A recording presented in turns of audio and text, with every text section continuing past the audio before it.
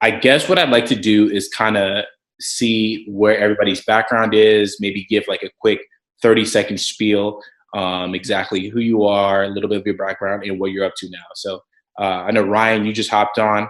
Why don't you take the opportunity to just kind of introduce yourself and give us a little bit of background? Yeah, sure. Hey, what's up? Glad to be on this call and hope you are all safe and well, and not only physically, but also mentally as well. My name is Ryan Mundy. I am originally from Pittsburgh, Pennsylvania. I spent the bulk of my professional career playing in the NFL, where I did 8 years, 5 in Pittsburgh, and I'm also from Pittsburgh as well. 1 year in New York with the Giants, and then 2 with the Chicago Bears. So that's 8 in total. And post-retirement, I got into all things entrepreneurial, and that is investing, startups, operations, etc. Made a few startup investments immediately after I retired in 2016, and then got on the operations side officially in 2018, where I started one company in the eco-friendly sustainability category around reusable straws. The company's name is Swizzle. And then I am also working on a new wellness platform specifically aimed at Black and Brown health, wellness, and prosperity. So that's what I'm up to in a very short window. That's awesome. Yeah, you I am Raheim White. I'm really grateful to be here. It's really rare for me to be able to have conversations with other Black men, besides my bro, especially like other, I'm assuming that you all are straight identifying Black men. So I am from Chicago. I went to the University of Illinois at Urbana-Champaign, and then New York University to School of the Arts in dance, performance, and choreography. I'm a dancer, choreographer. I also create healing adornments. Hey, that's why she dripped in jewels. My company is called Rock Crystals, which helps to bring information about healing crystals to people so that they can feel great in all that they wear. Also, I have a family business with my family called the Healing Home Chicago, where we provide meditation, yoga, dance classes, workshops on wholeness and healing here in Chicago as well. Choreographer, I said that. Sound healer, Reiki master teacher, educator. My purpose is to help people feel more authentically embodied through mindfulness, meditation, and movement. So that's all we hear. That's dope. That's awesome. That's really awesome. And that, what the thing is I like about that, it's unique. I don't get a chance to run into people. Obviously, definitely, I don't talk to, former NFL players a lot, and then definitely, Raheim, don't run into guys like you guys. So I think we have 3 different textbook, 3 different, ways to look at things. So just quick background on me. I know we talked about it briefly, but I went to U of I as well. I got my bachelor's and master's in accounting, came out and worked for a few Fortune 500 companies. Now I work at a tech company here in Chicago. So, my path was a little bit more straight line, but I love interacting with people who have different paths, like both of you do on the call. So I guess today, obviously, we talked about, we have not only men, but we have African American men on the call tonight. So what I would like to kind of chime up, the first question: what does it mean when somebody asks you, what does it mean to be a man? What's the first kind of bullet points that you think of when somebody asks you that kind of question? Ryan, you want to go first? I mean, you can do it. If it sounds like you want to do it, so I'm gonna let you let you go ahead, bro. Well, I've really been talking with this question a lot. Because the way that I experience gender is so different than most people. Like, my gender pronouns are they, them, theirs. Because when I think of man, I think of masculine energy, strong, big, expansive. We think about linear, direct, tenacious, hardworking, go-getter. like structure. Like that's what I think about when I think of masculine energy or male, right? And also like this idea that expansion, like the male aspect expands, right? Not to say that the feminine aspect does not do that, but when we specifically talk about these energies, the natural force of male is to expand and take up space. I like that. That's good. Ryan, what do you got? So when people ask me, or what the question, what does it mean to be a man? I think that is number one, relative, right? And for me specifically, what it means to be a man, I don't have like a strong definition, and that feels like a cop out, but it honestly isn't, because like, as it was already explained, like man or manhood or masculinity is a spectrum, right?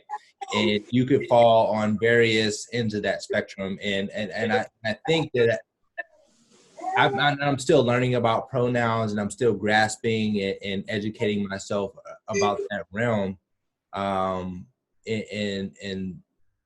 everything that encompasses it. But I think at the end of the day, when we talk about masculinity, there's various, you could fall either on this end of the spectrum or that end of the spectrum. And there's no right or wrong answer to it, right?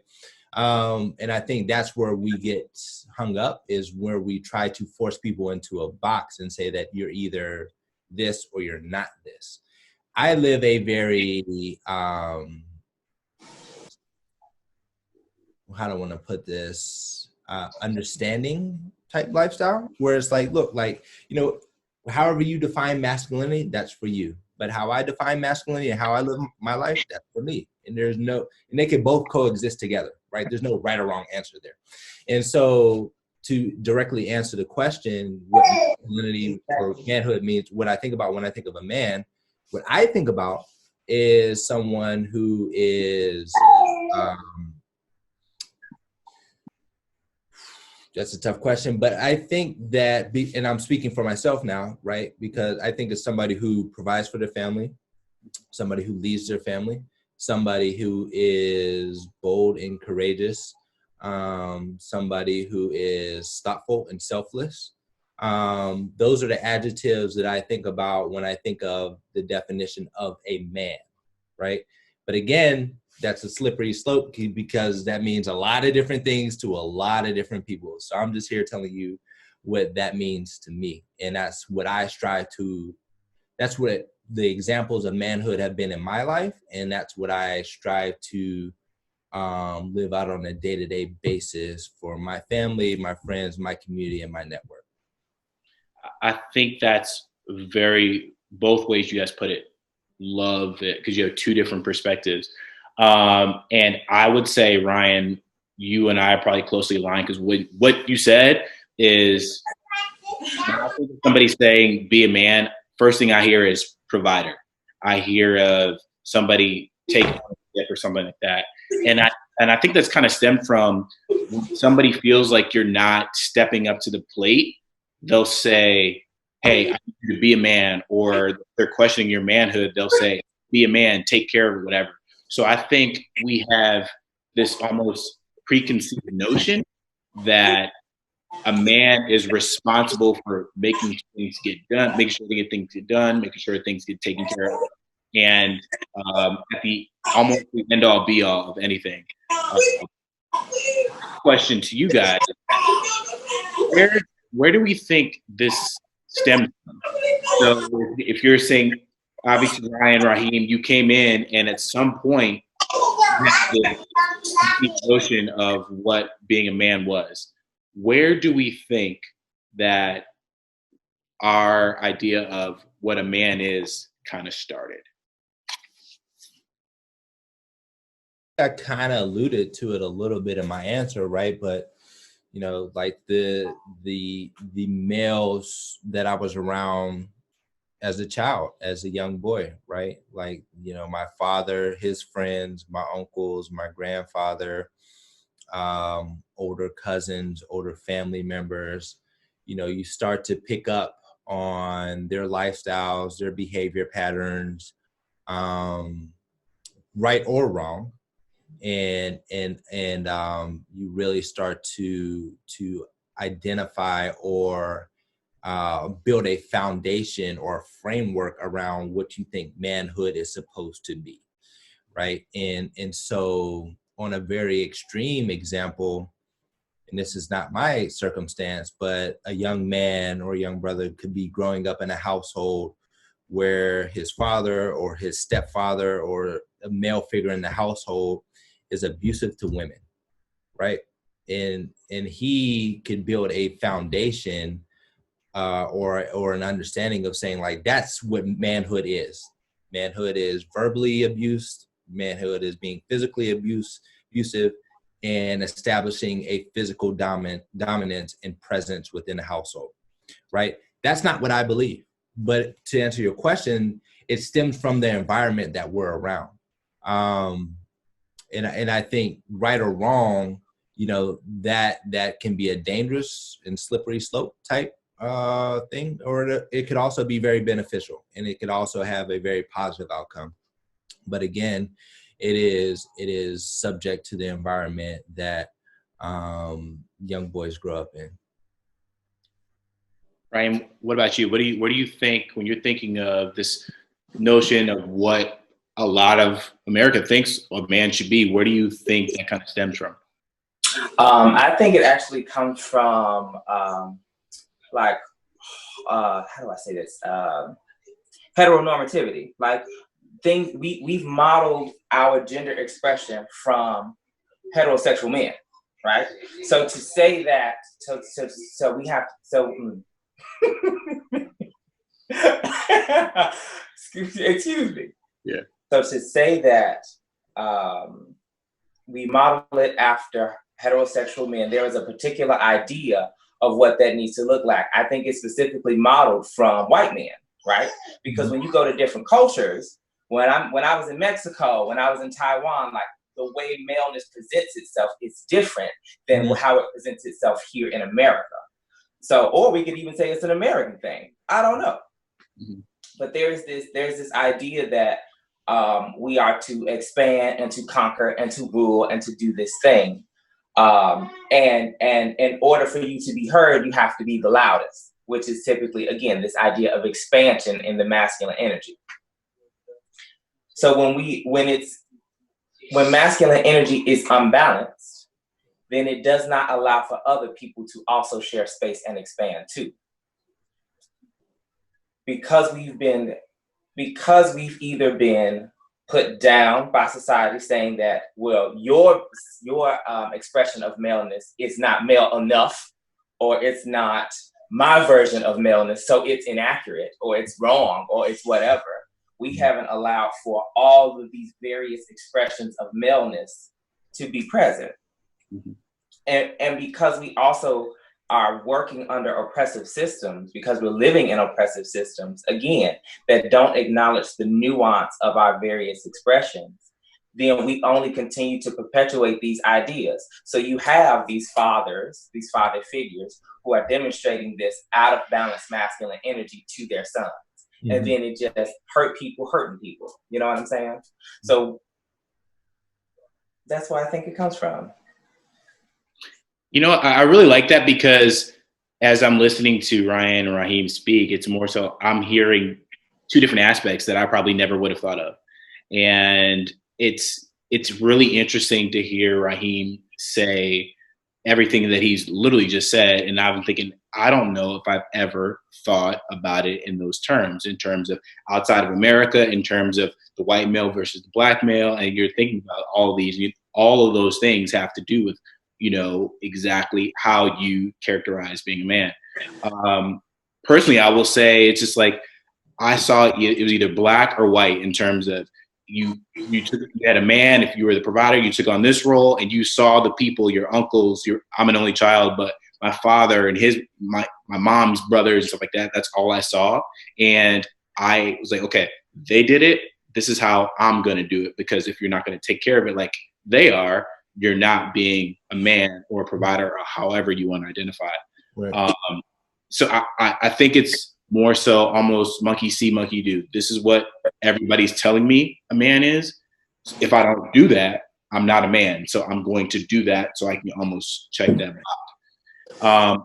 The one thing I will say is, going off of the whole a man is a provider, a man does this, what do you guys think with the stigma that currently exists with a man being emotional versus not being emotional? I know you guys have probably heard the term, you know what, man up. I mean, I would go on a limb. I mean, as far as Ryan being a former NFL player, it's like somebody showing weakness or something like that, and you tell them to man up, whatever. All of a sudden, that almost makes me feel, or hearing that makes me think that, hey, you can't show emotion because you're quote unquote a man. How do you guys think about that when you hear somebody's being told to man up, almost kind of giving the stigma that, hey, men don't show emotion? I want to go first, please.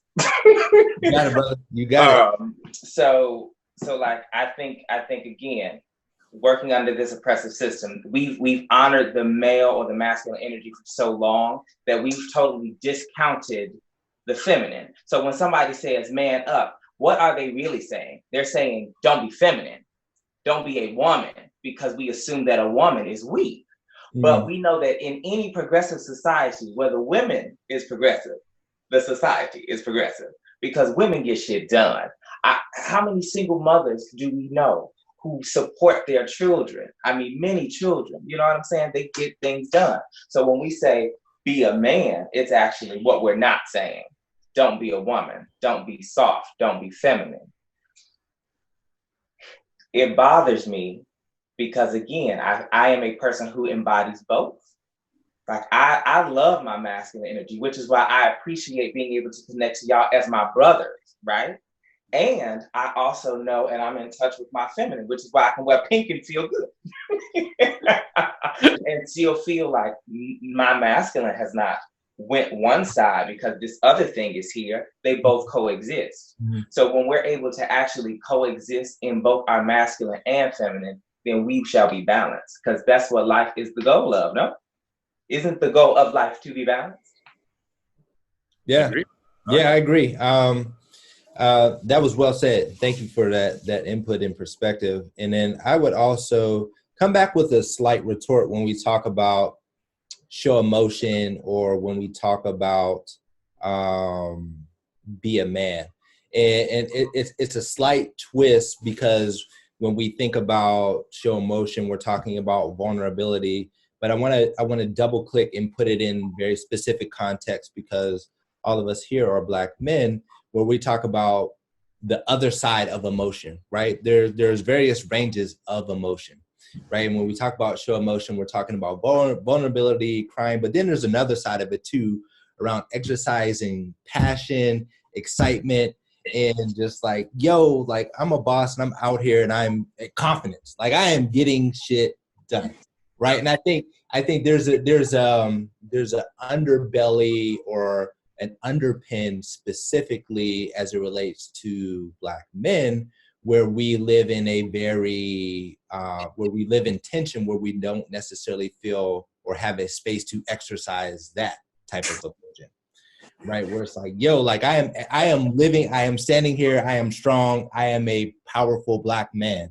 Like, where's the space where we could exercise that energy as well, right? Because there's no, and I think we're all in agreement here, there's no right or wrong, right? There's space for all these emotions. There's space to exercise and live fluidly across this spectrum.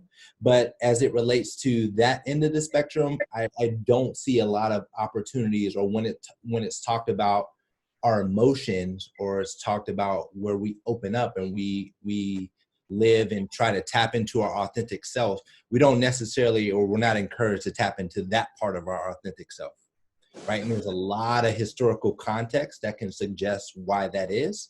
And that's probably for a whole nother discussion.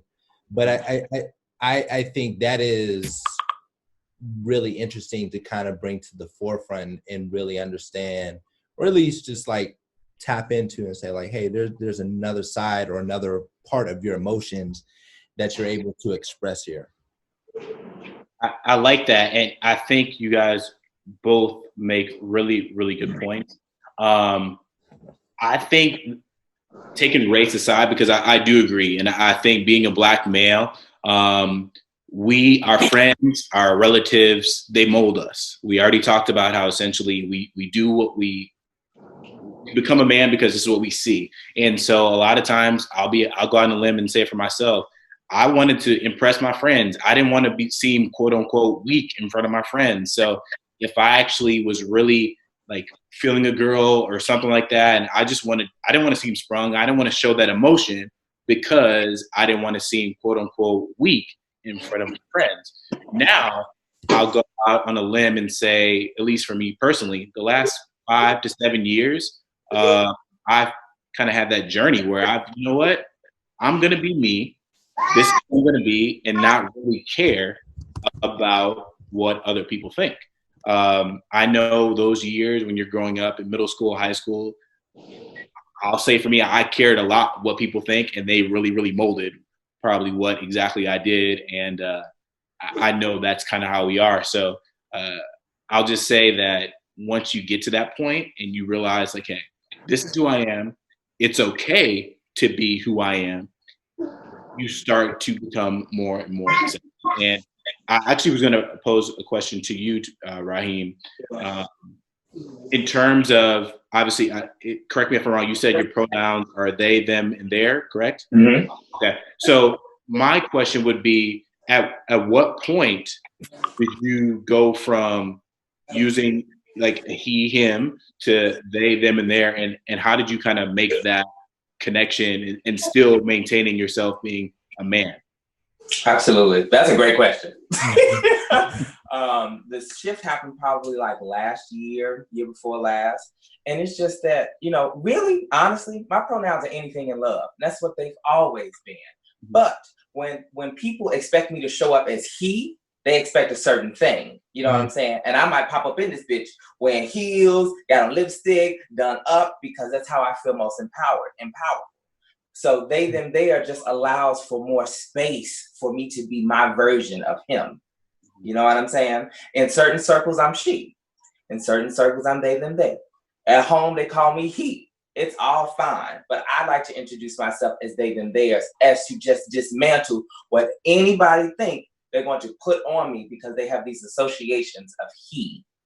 You know what I'm saying? Mm-hmm. So I make the, like, all of it's me.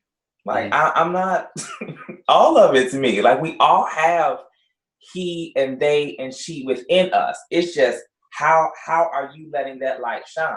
Yeah. Some people don't have to call it they, them, theirs, she, her. They don't have to call it that. They can be he and still find freedom in that, right? My version is, I like they, because they, to me, is both masculine and feminine. They are there. I see them. You see both of me, all of me. I like that. Did that answer your question? That answered that and more. So you hit it on the head. And I will ask, and I'll obviously open it up to whoever, but do you guys think it's easier for one person or one race to be easier to segment into a they, them, their than like maybe African Americans? I mean, to go and say, I'm no longer he or him. I want to go from they, them, or their. Or, is it easier for somebody that's maybe white to do that than any other race? Do you think there's a lot of difference there? Am I going? Chime in real quick. I don't know if there's a difference. I mean, but there's an asterisk there because I don't have much experience. But I will say that I think where we run into issues, not only from a pronoun standpoint, but anything, whether it be politics or whatever the case may be, we run into it where it becomes far too binary.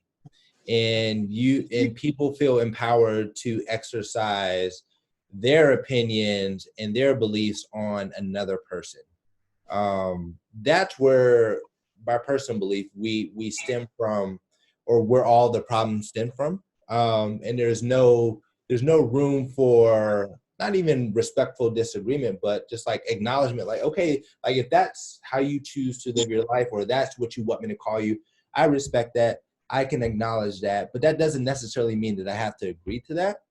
You know what I mean? And I think that there is where the disconnect lies, where people want to exercise their belief system on other folks and not give them the space or opportunity to be themselves. I'm like, yo, whatever you want me to call you, however you want me to address you, I am fine with that. Because we may connect on some things or we may not connect on some things, but I'm here to level set and establish a baseline of respect for you, regardless of who you want to be or what you want to be called. I am always here for respect. But I think it gets lost in translation more times than not, where people feel like their belief system is better than the other person's belief system.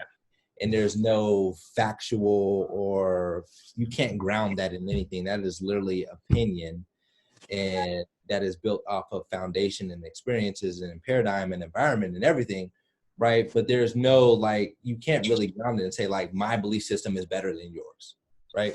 And I think that's where we go wrong on not only just pronouns, but a lot of different stuff.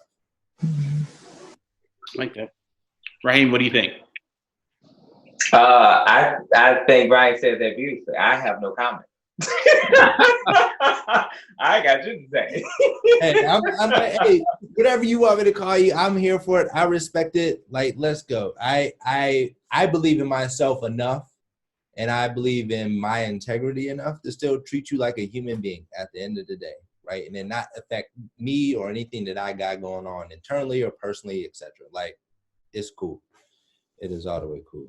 No, I think that's exactly what it's about. You know what I'm saying? As long as we can meet each other here and here, then it doesn't matter. You know what I'm saying? And like you say, the problem runs into when we try to one up one another instead of saying, hey, I see you because you are actually a reflection of me. And the thing that I don't like about you is typically the thing I don't like about myself. So if I could just like back down, bring my ego back into me and say, oh, thank you for sharing this lesson with me. Thank you for reflecting me back to me. Then we'd be a little bit better. Yeah, I mean, that's real, bro, because somebody could look at you and say, like, you know, I don't like this, and this about you, Ryan. And I'd be like, well, goddamn, like, I love this about me. Right? And so, like, it's a cycle, right? Everybody could say that about somebody else.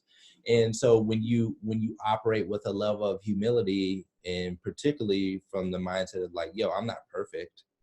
And everybody doesn't love me, or everybody doesn't love every aspect about me, or every aspect about my person and being isn't 100% correct or factual, or, you know, like squeaky clean, then, you know, we could really start to have meaningful conversations and relationships. I think that makes a lot of sense. And even the people, I'll say for me, that I'm closest to, I don't love everything about them. And I think that makes it interesting. If I hung out with a carbon copy of myself all the time, I would probably hate my life. And I'm just being real. Like, I can't hang out with 10 Kenneths all the time. It get boring. But I think when you, like Ryan started to say earlier, when you can respect, you know, Raheim, and like, okay, he's different. He's different than what I'm used to. But you know what? I respect him. He wants me to call him Raheim. He wants me to use they, them. I'm going to use it because that's how he is. Mm-hmm. And once we take a step back and realize that that does not make us any less or more of a man, then we get to that point. It's like, hey, everybody can coexist and be on the same page, and we can all get along fine. I think, and it's also an interesting point too. It's not even just about being a man. Like, you know, regardless if it's they, them, and their, or he, him, and her, or whatever it is, right? Like, that doesn't make you any less intelligent. That doesn't alter your skill set. That doesn't alter your unique value. Like, that doesn't matter. You know what I mean? So once you can kind of get over that hurdle and get past that, then you look at it and say, like, real, that didn't make any impact or being. You know what I mean? I love that. I know we're going to be wrapping up soon, but we have a question from one of the panelists. So he says, do we think the idea of providers gets in the way of actually engaging in love? So a lot of times men see the material giving as, you know, loving and forget about the emotional side. So do we think that, hey, back to our earlier conversation, I'm a man, I provide, that stigma that exists, do we think that we forget about the actual emotional connection that is attached to love as well?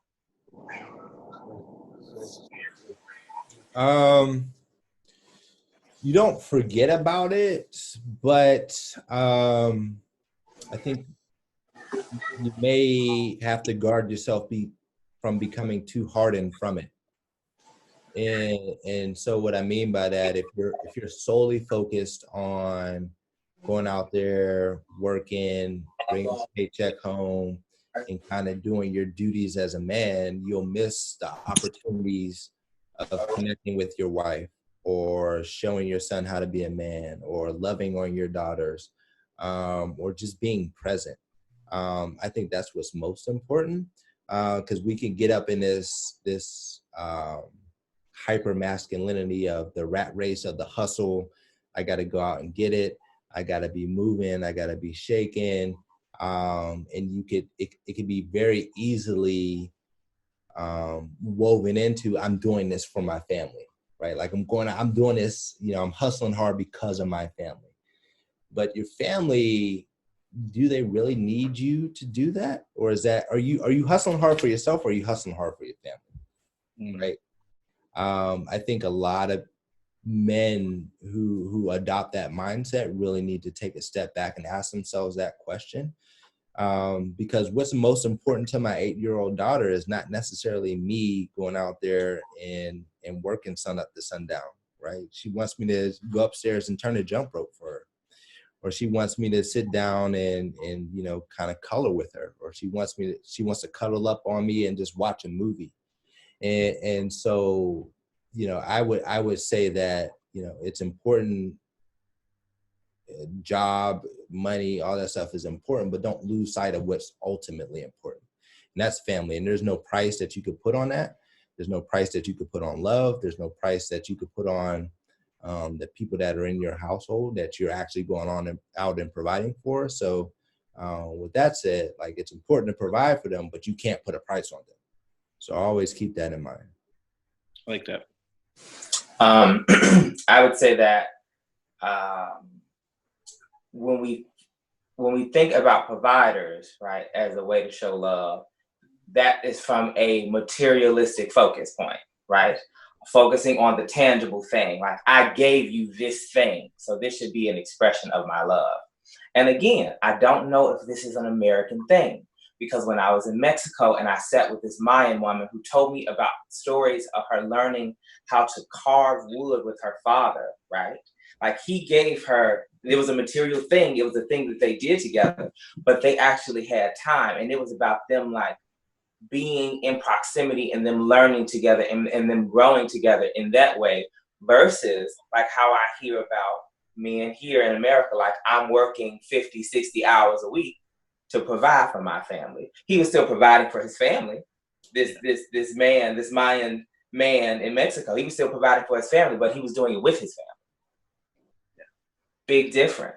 So, like, if we're only focused on the material thing, then yes, absolutely, we lose sight of the energetic, the intangible, that deep-seated, passionate, purposeful, connected, this thing, you know, if we only look at this block. I think that actually you hit on something interesting there, and I think it may be dependent on your culture. Americans are notoriously materialistic.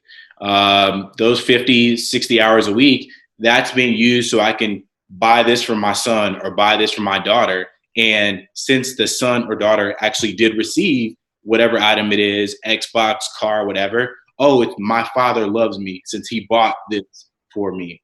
Whereas like you said, in Mexico, they may not have as much as somebody that lives in Chicago, New York, Houston, whatever, but that father spent time making this handcrafted item with his son or daughter.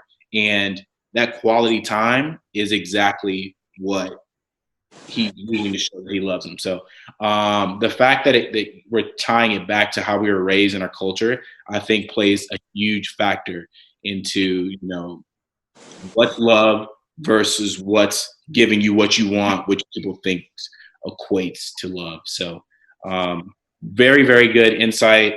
I think we had some very, very good points and questions. I know we are on a time suck right now.